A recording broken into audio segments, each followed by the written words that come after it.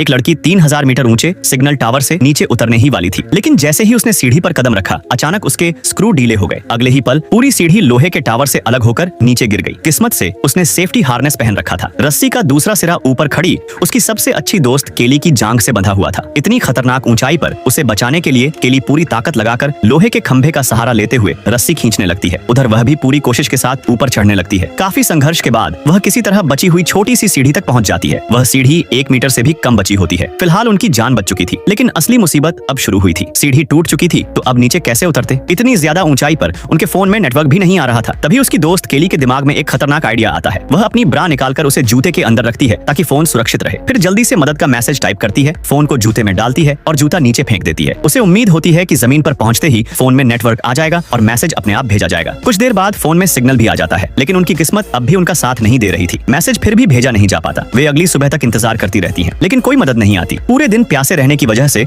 उनकी त्वचा तक सूखने लगी थी। अब केली खुद कुछ करने का फैसला करती है। उनके बैग में एक ड्रोन रखा था, लेकिन सीढ़ी टूटने के दौरान वह बैग नीचे लगे बड़े सैटेलाइट डिश पर गिर गया था। अब केली नीचे जाकर उसे लाने की तैयारी करती है। यह कदम आसान नहीं बल्कि मौत को करीब से छूने जैसा था। जरा सी गलती का मतलब सीधा हजारों फीट नीचे गिरना हो सकता था। जैसे ही वह नीचे उतरना शुरू करती है, सीढ़ी न होने की वजह से उसका पूरा शरीर हवा में लटक जाता है, लेकिन उसे रॉक क्लाइंबिंग का अच्छा अनुभव होता है। वह जल्दी ही रस्सी पर मजबूत पकड़ बना लेती है और अपने पैर लोहे के खंभे पर टिकाकर धीरे धीरे नीचे बढ़ने लगती है। 10 मीटर से भी कम दूरी तय करने में उसे लगभग 1 घंटा लग जाता है, लेकिन नीचे पहुंचने पर एक नई समस्या सामने आती है। रस्सी थोड़ी छोटी पड़ जाती है। वह कितनी भी कोशिश कर ले, बैग तक उसका हाथ नहीं पहुंच पाता। इतना करीब होकर भी बैग उससे बहुत दूर लगता है। अब वह एक और बड़ा जोखिम लेने का फैसला करती है। वह अपनी कमर से कार्बिनर निकाल देती है और सिर्फ एक हाथ से रस्सी पकड़कर खुद को थोड़ा और नीचे छोड़ देती है, लेकिन फिर भी बैग तक थोड़ा फासला बचा रहता है। अब वह हवा में लटकी हुई होती है और वापस ऊपर जाने का भी कोई रास्ता नहीं बचता। तभी वह पूरी ताकत से खंभे को पैर मारती है। उसका शरीर हवा में झूलने लगता है और सही मौका देखते ही वह छलांग लगा देती है। किस्मत से वह सीधे सैटेलाइट डिश पर जाकर गिरती है।